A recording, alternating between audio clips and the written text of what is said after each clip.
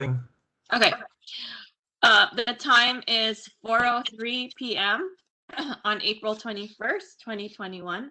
And I would like to call this meeting of the Board of Library Trustees to order. In the interest of health and safety, pursuant to the Governor's Executive Order N-2920, members of the Board of Library Trustees and staff are participating in this meeting by teleconference. In accordance with the executive order, the public may view this meeting online, but not in the Civic Center Library conference room. The city launched a virtual commenting portal, eComment, that allows residents to comment and participate in the meeting from their own homes. You can find the link to eComment at www.chulavistacal.gov/virtual meetings. Your comments must be received before I call for the close of the commenting period in order to be considered.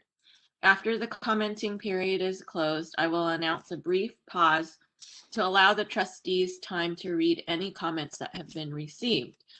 If you have any difficulty or need assistance with e-comment during the meeting, please call 619-585-5689 and the library staff will assist you. Would the secretary please call the roll? Trustee Bruder. Present. Trustee Moreno is absent. Trustee Swanson. Present. Vice Chair Rubel. Present. And Chair Ellison. Present.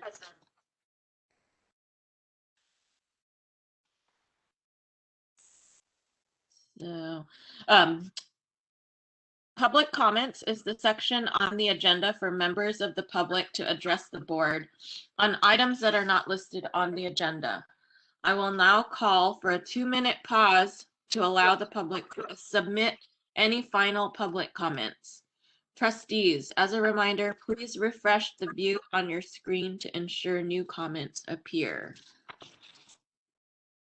Ewan, do you want to put the link up on chat? They have it. And I'll share the thing now.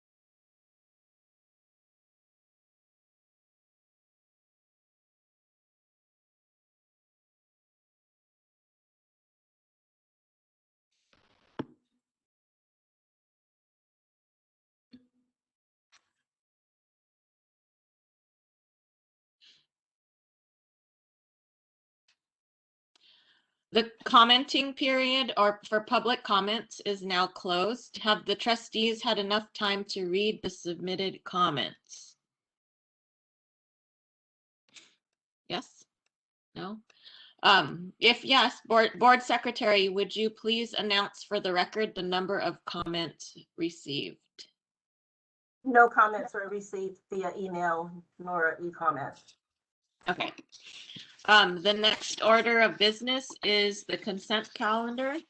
I will now call for a 2-minute pause to allow the public to submit any final comments on the items on the consent calendar, which is basically the agenda.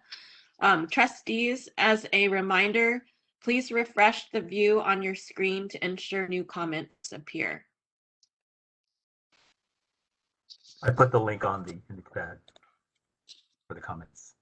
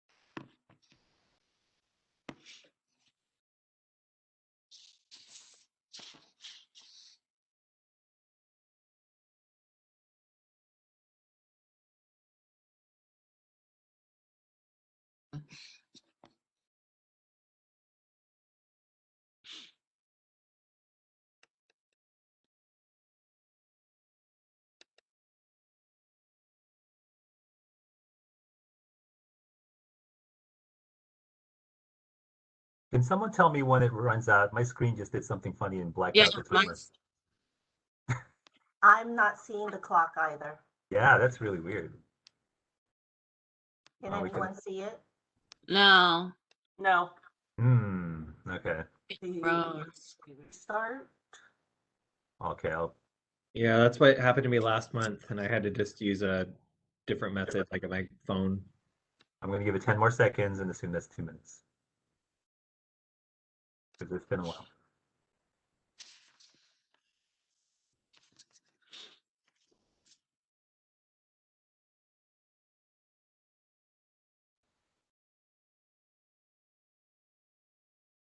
Good.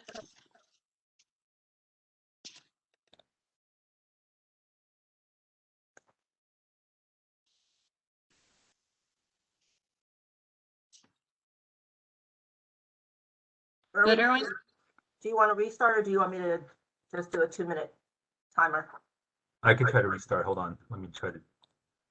The PowerPoint itself kind of stopped on me, so hold on.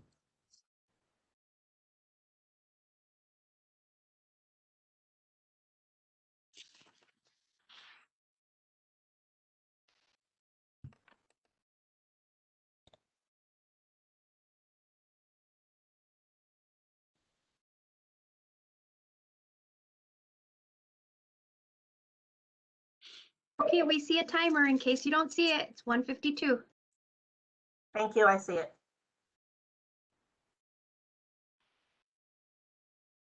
Not that these meetings aren't riveting, but I just want to make sure he knows that the timer started.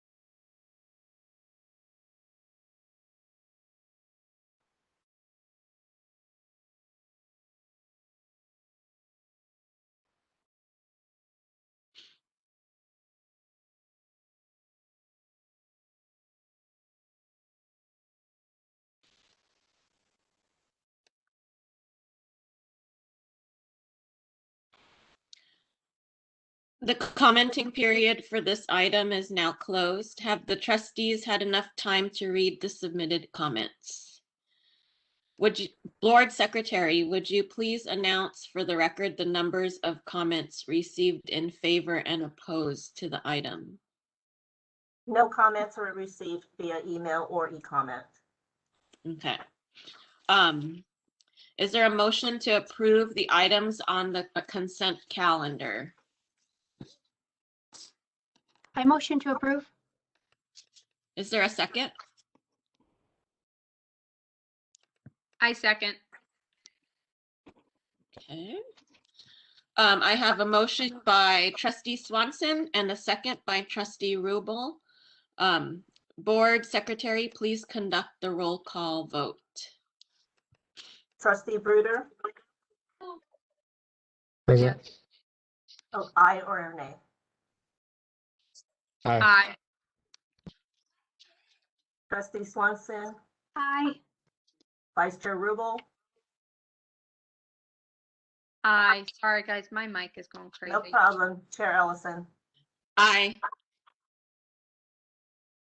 The Consent consent, calendar. Sorry, go ahead. the consent calendar passes unanimously. So we're going to move on to staff presentations. The next item on the agenda is item 3, presentation of Chula Vista quality of life indicators. So I just want to go ahead and introduce the City of Chula Vista's facilities financing manager, and I'm going to hand it over to her, and she's going to talk to you a little bit about the Growth Management Oversight Committee. Let me introduce Kimberly Elliott. Thank you, Joy. And good evening, Chairman Ellison and trustees. As Joy said, I'm the city's facilities financing manager, and I started a little over a year ago. So what our group does is manages all the development impact fees that developers pay for public facilities like libraries, transportation, sewer, so on, and other financing mechanisms to construct public facilities. And one of the items that our group manages is the growth management ordinance. And so the fact that I've only been here a little over a year, I'm sad to say I've not actually been inside the library, but I'm looking forward to that when we get back to the office. And I love libraries, and some of my fondest childhood memories are the bookmobile that used to come every week to our little community. So tonight I just would like to go over, maybe if you could start the presentation, Irvin. All right, hold on. Sure. We're doing a comprehensive review of the city's growth management program. And so I'd like to share with you a little bit of history about the ordinance and where we are now, the progress we've made on updating it, and then get some input from you all on items related to libraries. So next slide, please. So just some brief history. In the 1980s, if you all been around Chula Vista since that time, in the late 80s, there was tremendous growth in the eastern area, and Chula Vista actually expanded its boundaries and annexed in the properties, the ranch lands that we now know as Otay Ranch. And while this created significant opportunities for the city to work with developers to create some high quality master plan communities, there was also a lot of concern by the citizens and the city that poorly managed growth could really strain the city's infrastructure and services. So that led to the city appointing an ad hoc committee who came up with 11 different threshold standards. And the concept was these performance standards would reflect either current or desired levels of service. And then we would measure those thresholds each year and measure really the effects of growth against those thresholds. So over the years that became in 1991, it was ultimately codified into an ordinance that we still have on the books today. And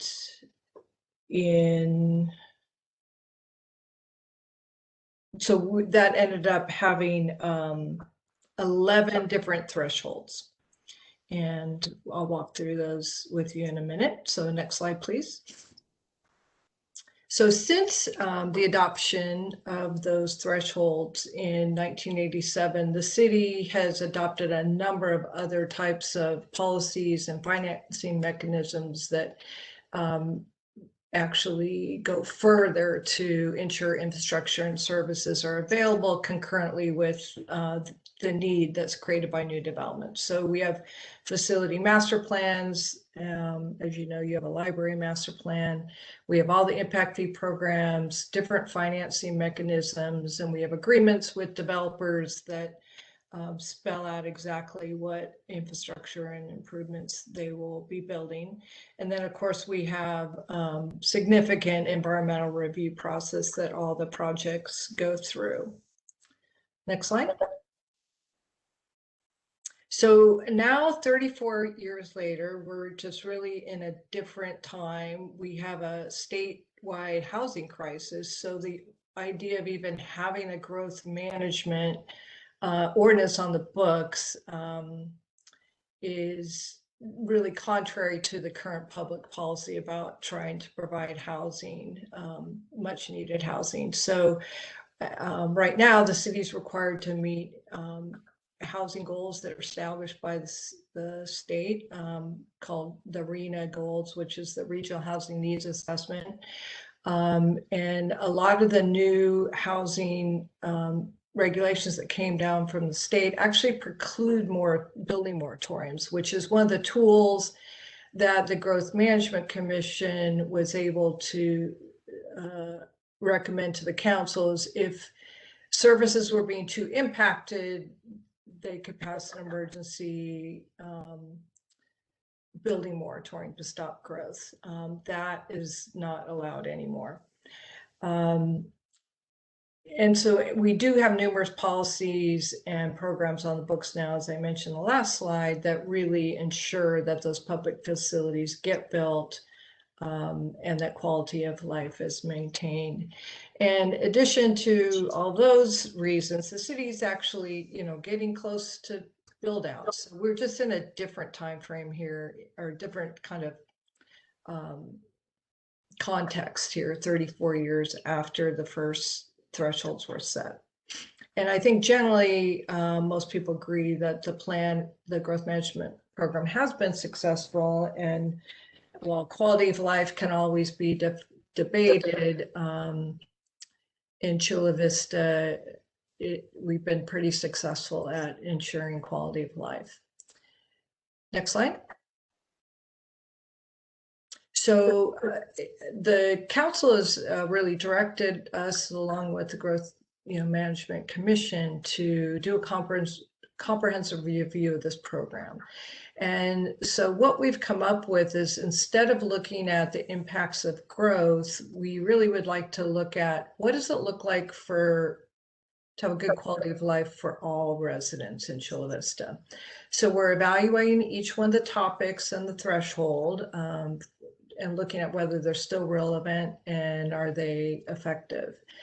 So we've had different subject matter experts come to the Growth Management Oversight Commission, and Joy and Tracy Lamb came early on to meet with the group and talk about libraries and what you all do, and kind of why the current threshold doesn't work well. And so we're getting input from all commissions, like you all, departments, different departments, other agencies, even outside the city of Chula Vista. And we're recommending new topics. And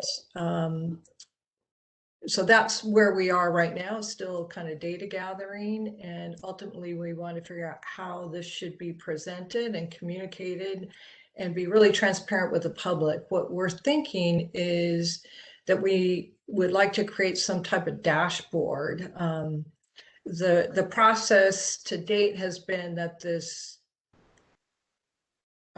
real dense report is drafted that has a lot of great data in it, but it doesn't really get a wide distribution, and it's not something the public's really going to read. So we're hoping that a dashboard that could be easily updated would really give the community and the city a better snapshot of how we're doing in these different areas. Next slide. So these are the current thresholds. Police, fire, libraries is its own.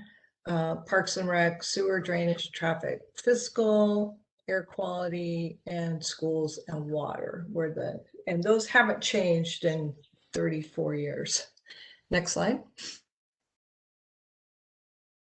So we've come up with 9 new topics, and again, with looking through the lens of quality of life. So, of course, public safety is something we always think of about, is to have a safe community is important. So we still want to look at that. We're going to combine fire and police. Now we have in-house emergency medical services, and we also want to look at the animal care facilities that the city has. Housing was not a topic that we had previously. Obviously, affordability is a big issue, homelessness, and then compliance with the state housing production goals. Transportation, we used to just have traffic. Now we'd like to broaden it and look at all transportation, continue to look at traffic efficiency, safety, and look broader at public transportation. Next slide.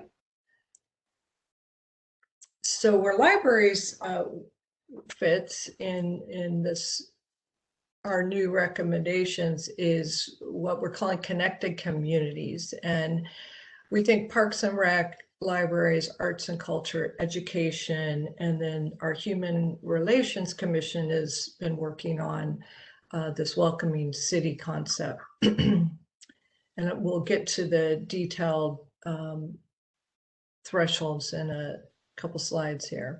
So we also want to look at economic development, which hasn't been looked at previously, and expand sustainability from just air quality to other sustainability measures. Next slide. And then the last 3, we think it's important to look at the fiscal health of the city. Health and wellness would be a new topic as well. And then infrastructure with a primary focus on, maintenance and capacity. Next slide. So the current threshold for libraries is, and this is in the Growth Management Ordinance, is the city shall not fall below the citywide ratio of 500 gross square feet of library space adequately equipped and staffed per 1,000 population. So the way the ordinance is set up now, it's kind of a pass-fail. So because new libraries haven't been built and the population keeps growing, this threshold doesn't get met year in and year out for like the last, 14 or so years, and which is unfortunate because we feel like it just doesn't tell the story of all the great work that the library is doing and what services are being provided and how the community's actually being served. So what we're trying to do with these threshold standards is change them to more of outcome based, like how many people are being served versus how many square feet you have for a library, which is kind of an outdated concept anyway, with all the electronic distribution and all that. So next slide. So in 2 slides here, we've met with Joy and come up with some metrics that she is already tracking, and which I think tells a much better story about the operation of our library system and how the community is being served. So under equipment and materials and IT, we thought that the number of public computers available for use is a good thing to track. And then the percentage available times used by patrons at public computers, reserved and walk-in use. And that's something that Joy's tracking already. Then under quality and availability of collection available for use, the number of circulation materials available, both physical and digital, the new materials that are added, and then the number of non-English items available. Next slide. And then for usage trends, one thing that's tracked is the annual attendance for business hour, which I looked at historically just has gone up and up. And then on these various platforms, it'd be interesting to track Explora and Overdrive, Hoopla, Tumble Books, how many checkouts or views that you're getting on each one of those different platforms. And then through tutor.com, how many virtual tutoring sessions are happening. And then again, the number of passports being issued. Under programming, we thought number of programs that the library offers, and then the number of attendees and or views that correlate to those programs would be interesting to track as well. And then we're thinking that instead of this pass-fail type of threshold, we'd be looking at trends.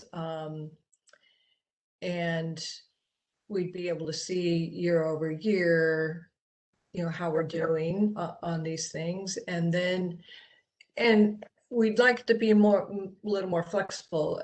As you know, technology is always changing. There may be different platforms, but for what you all are managing now, we thought this was a good start.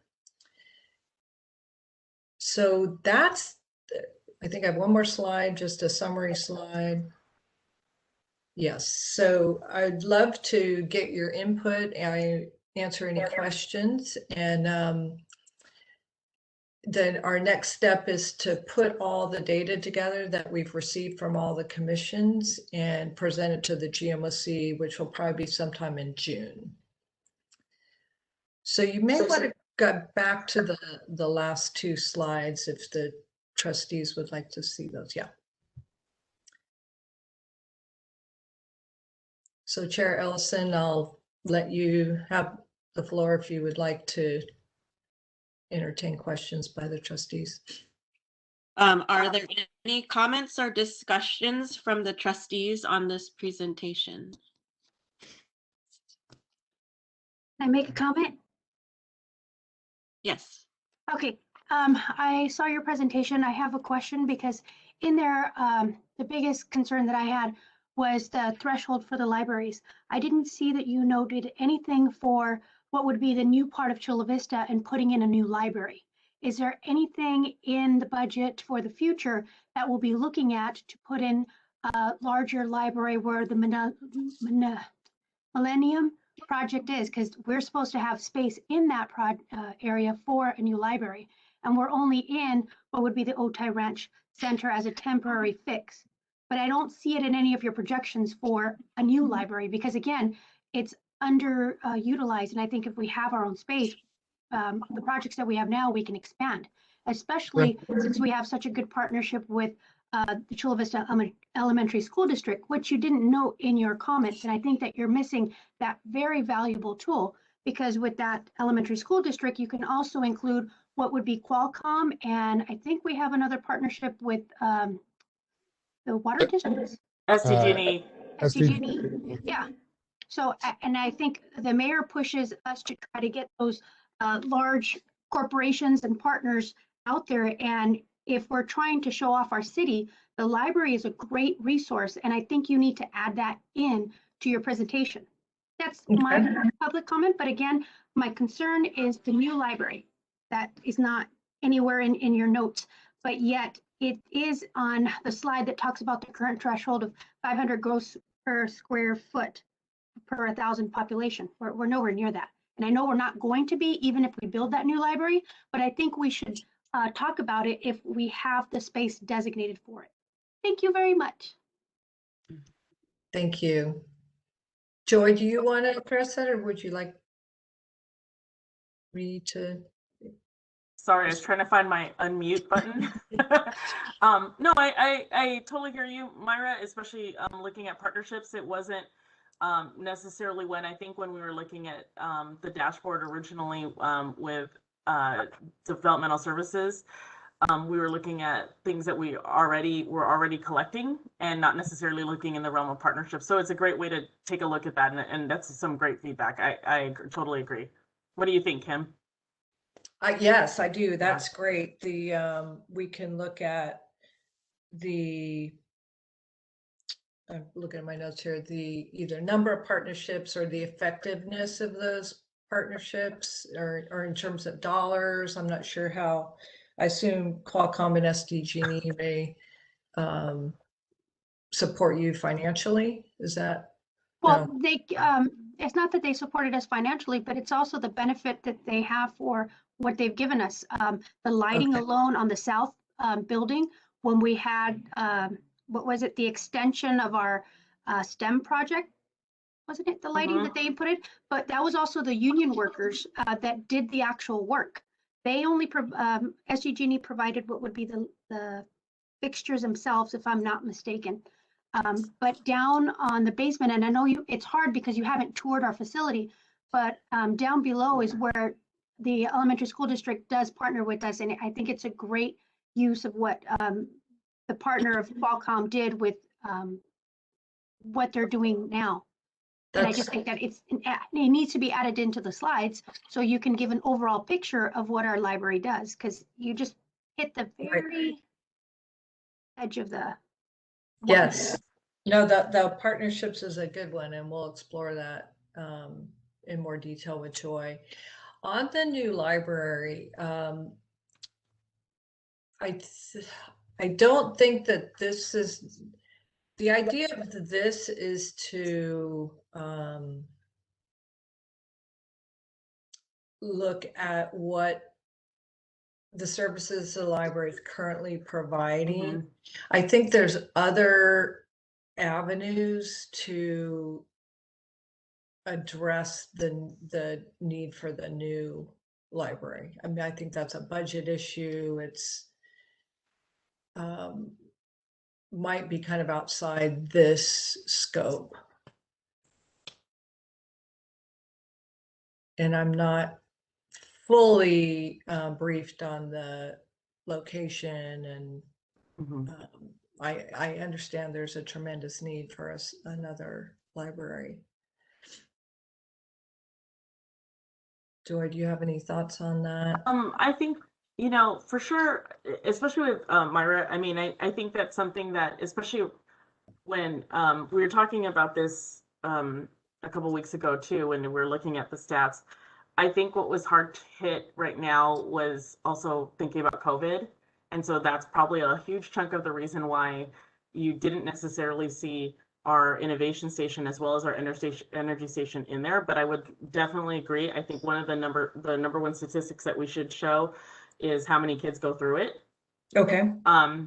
Because it's every class in the 6th grade, so we should. And it's something that, of course, it's because they've been online and not, or virtually and not actually in session. That's why we don't necessarily see them at this current moment, but you're right, we're headed that direction and we should show that. As far as the new library in Millennia, I think you'll see it in many ways through the statistics. If we were to just gauge And it may be a different way of looking at it, which is a great way to say that, Myra, because I feel like if we pop out, each of those stats also get divided by branch. And if you were to kind of look at the impact of just Otay Ranch and how much, how many public computers are available to them, and it starts calling for that need anyways, because of the heavy use. I think from that's that what you facility. need because Yeah. the biggest thing right now is, from what I can see from the council, is what's in my district and what do I need to, what's my need in my district? And you'll find that if you give more information, specifically to council, they can see that there's a drastic need on that side of Chula Vista. That's all I'm saying. But again, Okay. it's a great presentation. I just want to put that out there. No, that's actually really good idea. It's to maybe look at it by areas so you can see this tremendous use, which creates the demand for the new library. I agree. I think that definitely would paint a better picture. Okay. Joy, I have a comment. What about the square footage of usable space for like meetings or like public forums, like the conference rooms, the deck, the auditorium? Like, is that something that you could put in this in the conversation? Sure, we could definitely throw that in there, because that's more of a static statistic. So basically, I mean, the square footage, granted, we did just add a deck onto the library, but for the most part, it stays the same. But it would be a great, even just as, and maybe that's some of the things that we should put in there, Kim, is some static things like that. Like, this is how much square footage the current libraries have. Or how many groups meet outside Yeah. groups use the space, because that's so valuable. Or the possibility of new future projects such as the mayor's new deck. Just saying. Yeah.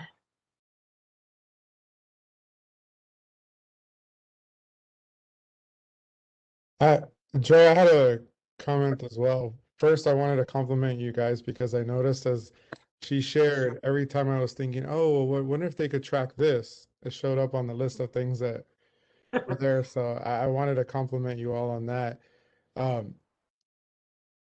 One question I had was just like, what are your thoughts about including something about the number of, and I know in during, the COVID impact right now might be different, but the number of outreach events where the library would do something out in the community. Yeah, I agree. I think that'd be great for sure. It's funny, as we were trying to compile these. So actually, and Kim knows, normally with GMOC, they actually ask me for a lot more than what's on this screen.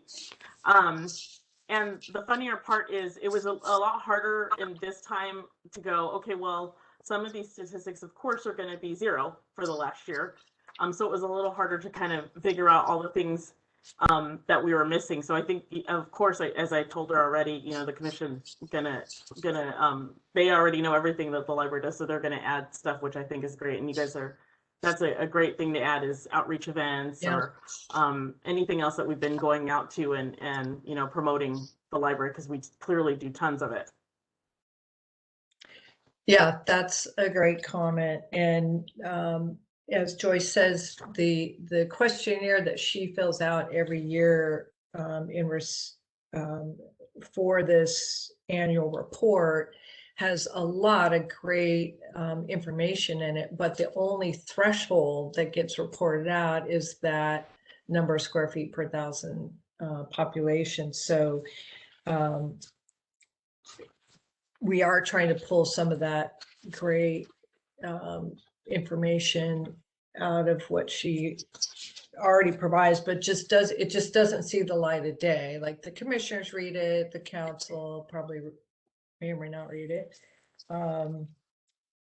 And what was really great when Joy came to the GMOC, we were able to hear about all the other things during COVID that the libraries did with 0 square footage. So, the food, all the virtual programming that, people had access to, the book deliveries. It was just amazing to hear what a great job and how resilient an organization you are, to keep serving the community with, sadly, you have this threshold that looks bad, that you don't have enough square footage, that you have no control over, yet you're doing all these wonderful things to serve the community. So that's what we're trying to show here. Yeah, and So that, Kim, oh, sorry, go ahead. sorry, that was my thought on the outreach comment, that if Yes. you keep it general rather than zoom in on a particular type of outreach. Yep. Like right now, all the work with 2-in-1, all this, the support in the community right now could be quantified there, as Right. opposed to pinning it in on a particular thing when reporting that.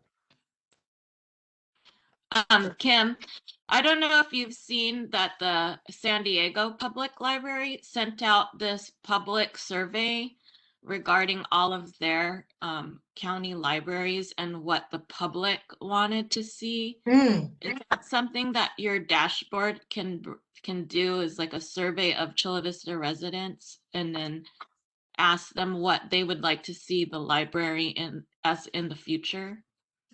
That would be interesting. We haven't developed the technology for this yet, but in my mind, it's going to sit on the city's website.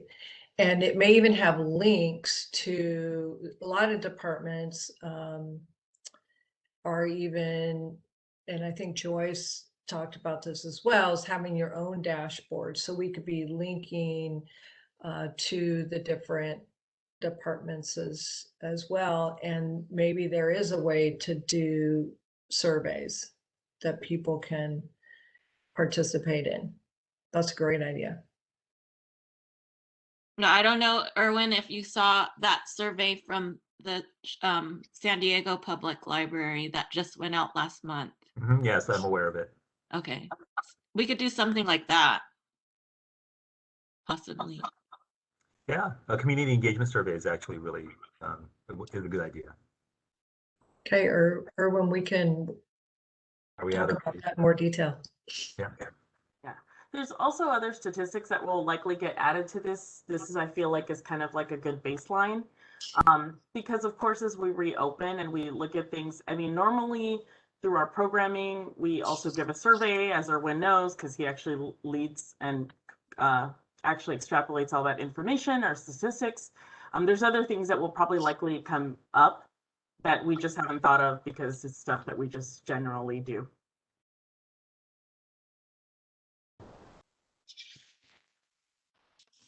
Very good. Any more questions?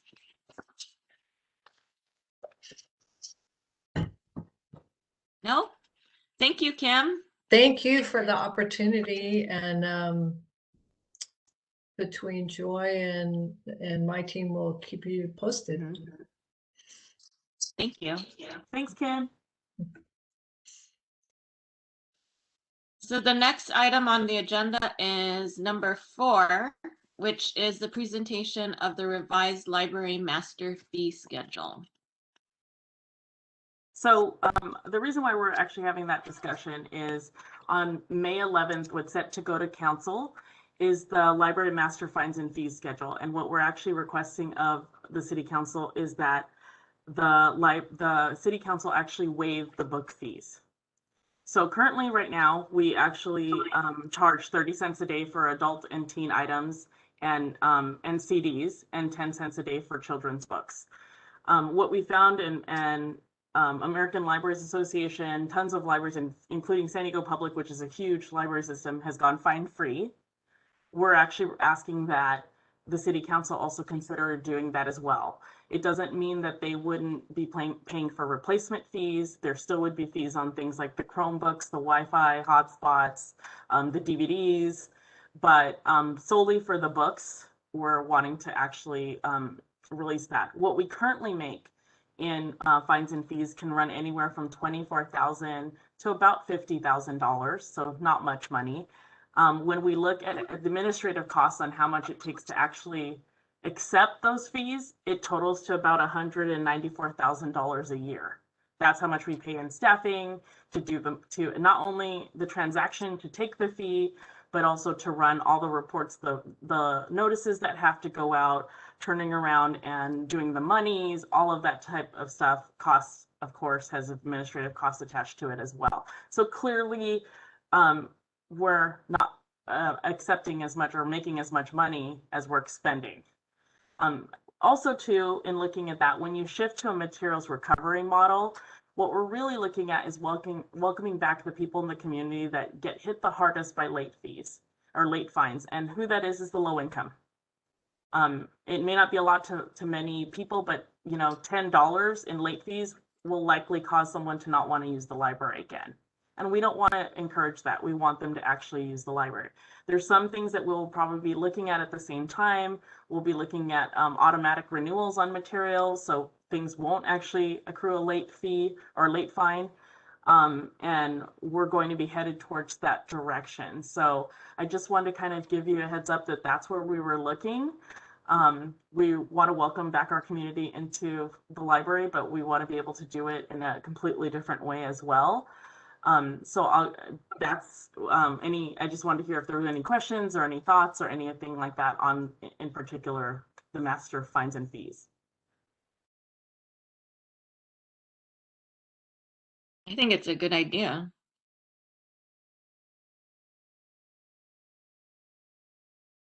Are there any other comments or discussions from the trustees? I would echo that. I think it's a great idea.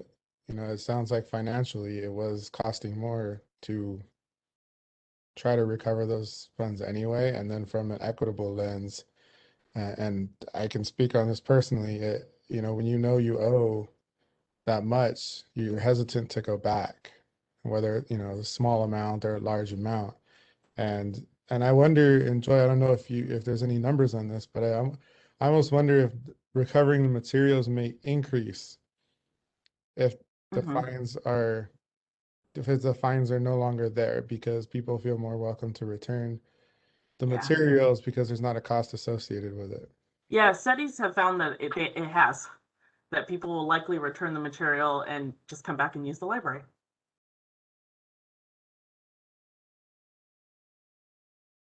Anyone else have any comments? I think it's a great idea. Thanks, Jasmine. I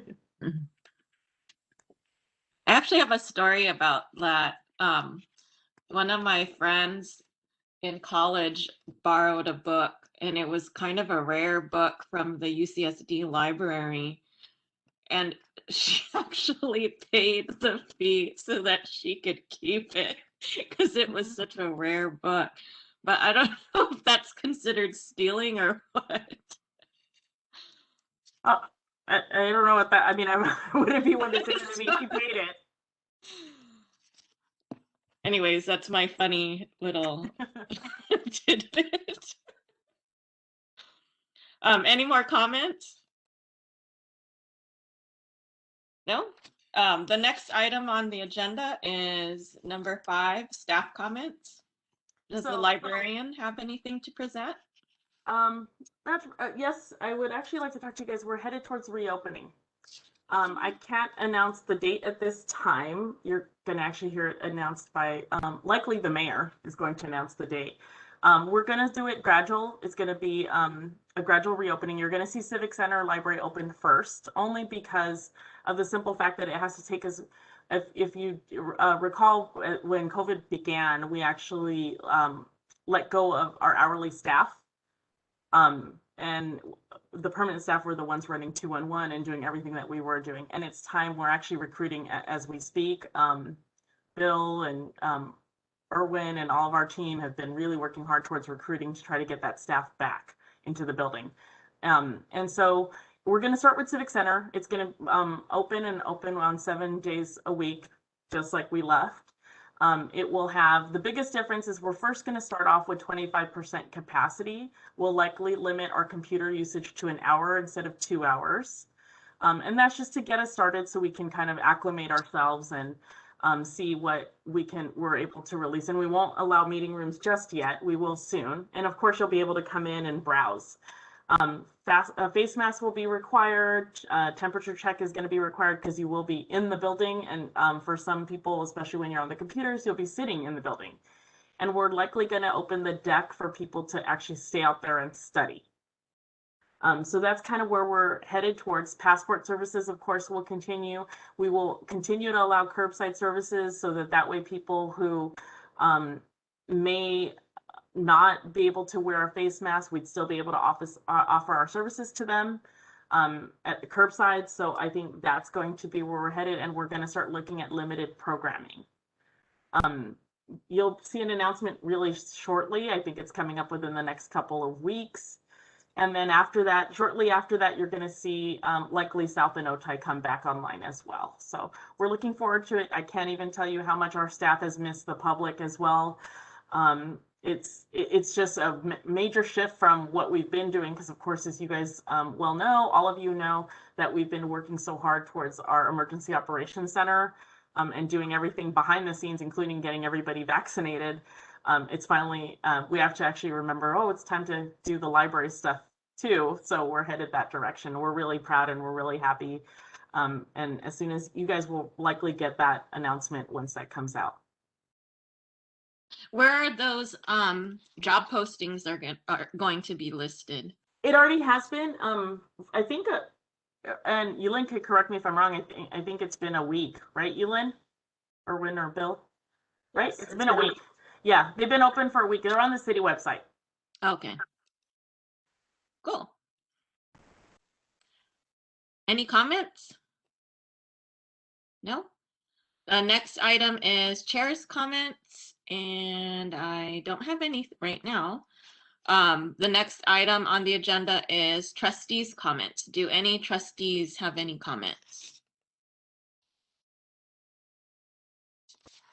No? So it is 4:56, and I'm adjourning this meeting to the next regular meeting of the Board of Library Trustees on May 19th, 2021 at the Civic Center Library, located on 365 F Street. Thank you, everyone. Okay, bye-bye. Off to my next meeting. Have a wonderful day. Erwin, See you stop the later. recording. Ciao. Erwin, did you stop the recording? Yes. Thank you.